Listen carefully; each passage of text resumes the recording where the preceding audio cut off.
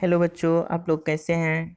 पिछले वीडियो में हम लोगों ने देखा था दो तरह के रिस्पिरेशन होता था। कौन कौन, याद कर लीजिए कि एक होता था एरोबिक रिस्पिरेशन जो कि ऑक्सीजन की उपस्थिति में होता था, और एक होता था एनारोबिक रिस्पिरेशन जो ऑक्सीजन के अनुपस्थिति में होता था। What is aerobic respiration? The respiration which is occurred in the presence of oxygen is called aerobic respiration. The oxygen takes place in the absence of oxygen is called anaerobic respiration. If you talk about the organism, which organism perform the anaerobic respiration, you study in previous classes that yeast performing anaerobic respiration. Due to that, yeast is used to make wine और beer. इसी वजह से उसका use जो है, east का use wine और beer बनाने के लिए किया जाता है, क्योंकि जब वो ग्लूकोज को ऑक्सीजन की अनुपस्थिति में रिस्पिरेशन होता था तो वो ब्रेक डाउन होकर के कार्बन डाइऑक्साइड के साथ साथ क्या बनाता था, एल्कोहल बनाता था। इसीलिए जो है वाइन और बियर बनाने के लिए उसका इस्तेमाल होता था। लेकिन अब जो हम लोग पढ़ने जा रहे हैं वो पढ़ने जा रहे हैं कि हमारे शरीर में कैसे एनारोबिक रिस्पिरेशन होता है। कहता है our muscles cell can also repair. हमारा जो मसल्स होता है, मसल का सेल होता है, वो भी रिस्पिरेशन करता है anaerobically, but only the short period of time. लेकिन वो मतलब कुछ ही समय के लिए। When the temporary deficiency of oxygen, जब टेम्पररी क्या हो जाता है, ऑक्सीजन की कमी हो जाती है ड्यूरिंग हैवी एक्सरसाइज या फास्ट रनिंग। हैवी एक्सरसाइज करते हैं या जोर से दौड़ते हैं, फास्ट दौड़ते हैं, साइकिलिंग करते हैं या वॉकिंग फॉर मेनी आवर्स, कई घंटों तक चलते हैं, वेट लिफ्टिंग वजन उठाते हैं, भारी वजन उठाते हैं, the demand of energy is है, तभी क्या होता है, शरीर का जो है डिमांड ऑफ एनर्जी जो होता है बहुत ज़्यादा हो जाता है। But the supply of oxygen to produce energy, जिस जो ऑक्सीजन ले करके सेल जो है रिस्पिरेशन करता है उसका सप्लाई कम हो जाता है, लिमिटेड हो जाता है। तब जा कर के क्या एक एक जो है प्रोसेस होता है जिसको बोलते हैं एनारोबिक रिस्पिरेशन की क्रिया, तभी जा कर के होती है ना। Anaerobic respiration takes place in muscle cell to fulfil the demand of energy. Muscle cell के डिमांड को फुलफिल करने के लिए ग्लूकोज जो है वो ब्रेक डाउन होता है in the absence of oxygen. Oxygen के एब्सेंस में टूटता है, तो वो दो चीज़ें बना लेती है, एक लैक्टिक एसिड के साथ साथ एनर्जी भी बनाता है। तो ये एनर्जी का तो मान लीजिए इस्तेमाल हो गया, तो ये लैक्टिक एसिड क्या करता है, हमारे मसल्स को पेन करता है। मसल्स पेन के लिए यही रिस्पॉन्सिबल होता है जब एनारोबिक रिस्पिरेशन शरीर के अंदर होता है, यानी मसल्स के अंदर होता है। कहता है कि आपने देखा होगा कि आपने क्या देखा होगा कि हैव यू एवर वंडर्ड, कभी आप ये देखें, आश्चर्यचकित होंगे ये जान करके कि why we get muscles cramp, muscles का क्रैम्प हो जाता है कभी जिम उम करने के बाद, है ना। आफ्टर हैवी एक्सरसाइज करने के बाद the cramp occur when the muscles cell respire anaerobically, जब मसल्स का जो है सेल रिस्पिरेशन करता है, एनारोबिकली रिस्पिरेशन करता है, तब जाकर के मसल्स क्रैम्प होता है ना। और कहता है the partial breakdown of glucose, और ग्लूकोज का जब पार्शियल ब्रेकडाउन होता है, ठीक ढंग से ब्रेकडाउन नहीं होता है, प्रोड्यूस लैक्टिक एसिड, वो भी क्या करता है, लैक्टिक एसिड बनाता है ना। The accumulation of lactic acid, और वही लैक्टिक एसिड क्या होता है, जब एक्यूमुलेट हो जाता है, इकट्ठा हो जाता है, कॉज मसल्स क्रैम्प, तब मसल्स क्रैम्प होता है ना।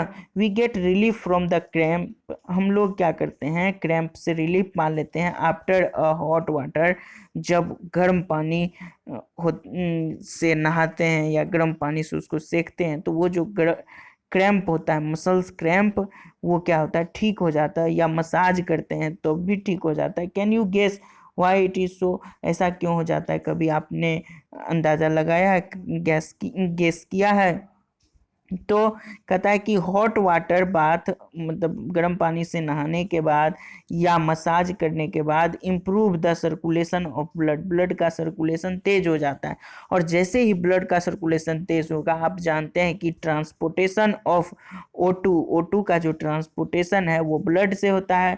तो जैसे ही सर्कुलेशन तेज होगा, then blood carry the lots of oxygen to the cell, and then cell take the oxygen, and after that their respiration takes place aerobically, है ना। एरोबिकली रिस्पिरेशन तब होगा और तब जाकर के वो क्या हो जाता है, ठीक हो जाता है। The supply of oxygen to muscles cell increase, तब मसल सेल के अंदर जो सप्लाई ऑफ ऑक्सीजन होता है वो क्या होता है, बहुत तेज हो जाता है, ज़्यादा जाने लगता है। Increase in the supply of oxygen, supply of oxygen जब इंक्रीज कर जाता है, result in the complete breakdown, तब क्या हो जाता है, कंप्लीट ब्रेकडाउन हो जाता है, लैक्टिक एसिड का कंप्लीट रूप से ब्रेकडाउन हो जाता है into carbon dioxide and water. तब वो लैक्टिक एसिड जो आप के मसल्स में एक्यूमुलेट हो गया, जमा हो गया था, वो क्या होता है, ये टूट जाता है किस चीज़ में, CO2 के साथ साथ वाटर में कन्वर्ट होकर के जाता है, कन्वर्ट हो जाता है, और आपको क्या होता है, रिलीफ मिलता है। ठीक है, अब नेक्स्ट जो बात करेंगे, ब्रीदिंग की बात करेंगे। आप जानते हैं कि ब्रीदिंग की क्रिया भी रिस्पिरेशन का ही पार्ट है। This is the part of respiration. देखिए, कहता है एक एक्टिविटी करने के लिए और उसके लिए जो आपको ध्यान रखना है, कहता है क्या कि do this activity under the supervision of your teacher. आप जो है ना किसी टीचर के सुपरविजन में ये एक्टिविटी को ही करें, है ना, अपने मन से नहीं करना। क्लोज योर नोस्ट्रिल, अपना नाक को बंद कर लीजिए, एंड माउथ, नाक और मुंह दोनों को टाइटली अच्छा से बंद कर लीजिए। लुक एट अ वॉच, और आप क्या कीजिए, लुक एट अ वॉच, आप अपना घड़ी देखिए, है ना। What did you feel after some time, आप क्या करेंगे जब मुंह और ये सारा बंद कर लेंगे, मुंह और नाक को, और अपना घड़ी देखेंगे, तो आपको क्या महसूस होगा कि how long were you able to keep both of them closed, आप कितना देर तक नाक मुंह को मतलब ब्रीदिंग को बंद रख सकते हैं। Note down the time, time को नोट डाउन करने के लिए कहता है। Which you could hold your breathe, मतलब जितना देर तक आप सांस रोक पाते हैं उसका जो है काउंटडाउन लिखिए, कितना देर रोक पाए।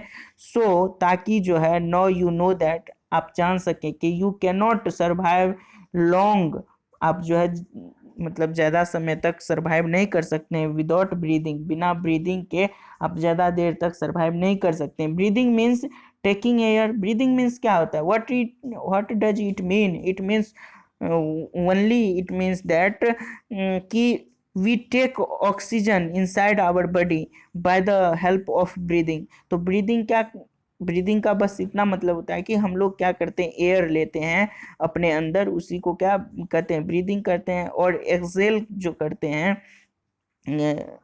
एयर अपने अंदर से, और इनहेल जो करते हैं, यही जो प्रक्रिया होती है, this is the process, inhaling oxygen and exhaling carbon dioxide, this is the process known as breathing.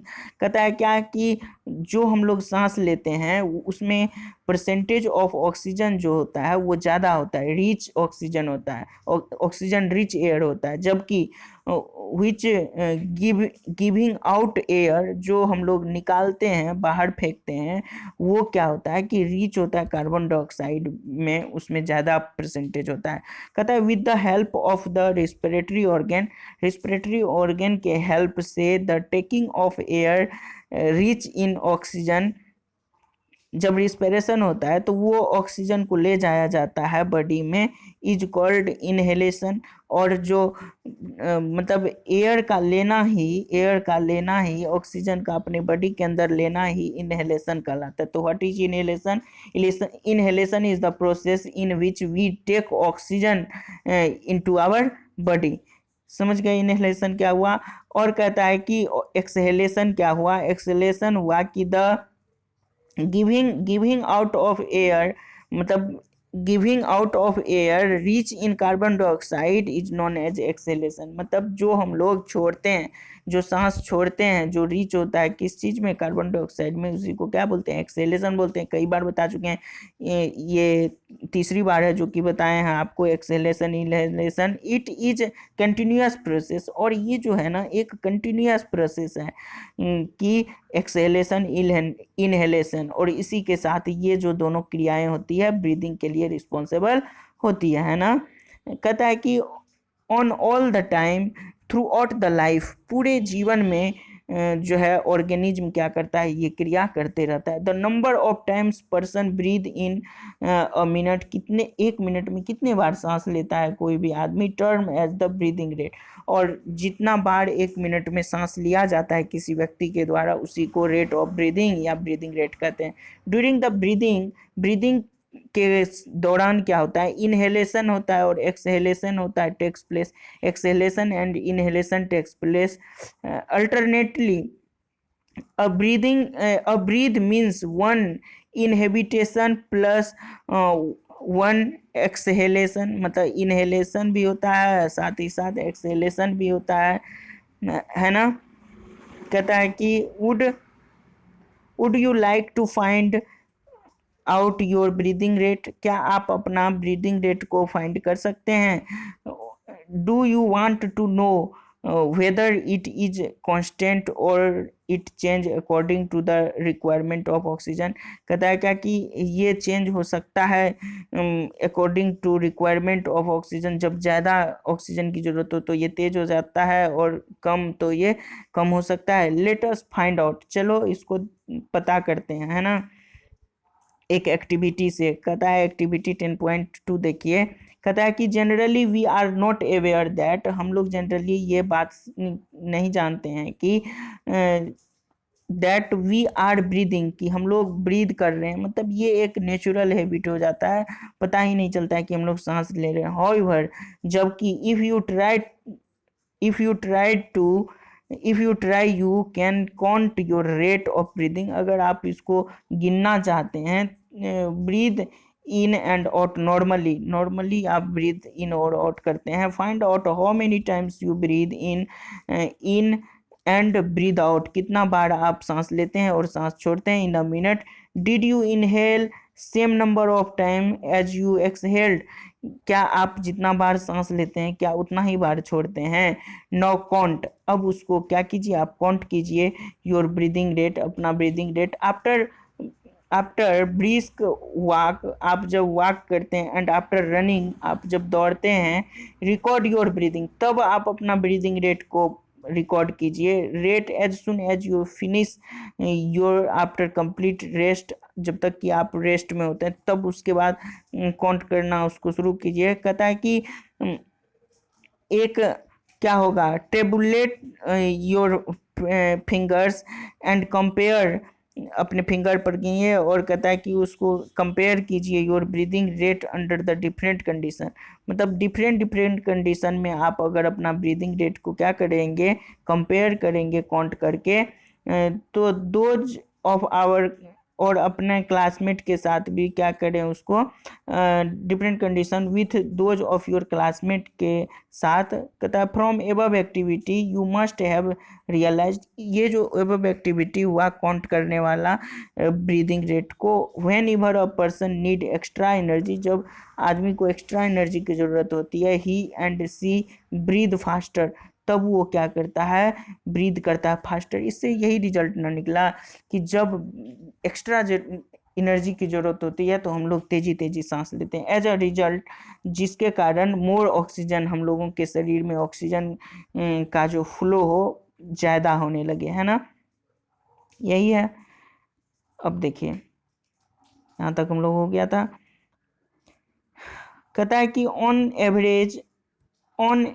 An average an adult human being, average जब देखेंगे, एडल्ट ह्यूमन बीइंग जो होता है वो क्या करता है, at rest breathe in and out 15 to 18 times, मतलब जो एडल्ट व्यक्ति होता है वो 15 से 18 बार जो है एक मिनट में सांस लेता है। ड्यूरिंग हैवी एक्सरसाइज, जब वो एक्सरसाइज कर रहा होता है, heavy exercise, breathing rate can increase up to 25 times, तब जो है वो कितना हो जाता है एक मिनट में, 25 बार हो जाता है एक मिनट में, है ना। While we exercise not only do breathe fast, और जब एक्सरसाइज करेंगे और आप क्या करेंगे, नहीं सांस लेंगे फास्ट, तब क्या होगा कि we also take deep breath, thus inhale more oxygen.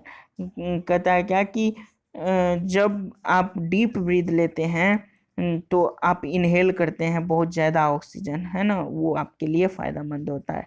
ठीक है, यहाँ तक रखते हैं, फिर नेक्स्ट वीडियो में इससे आगे बात करेंगे। तब तक के लिए बाय। और अगर आप लोगों को वीडियो पसंद आता है तो इसे लाइक करें, शेयर करें, अपने दोस्तों को बताएं। ठीक है, यहाँ पर कोई पैसा नहीं ले जाया जाता है, कोई रुपया नहीं लिया जाता है, बस आप लोगों से बस यही रिक्वेस्ट है कि इसको ज़्यादा से ज़्यादा बच्चों तक पहुँचाएं, जिससे कि वो लोग भी बेनिफिट उठा सकें। Thank you for watching.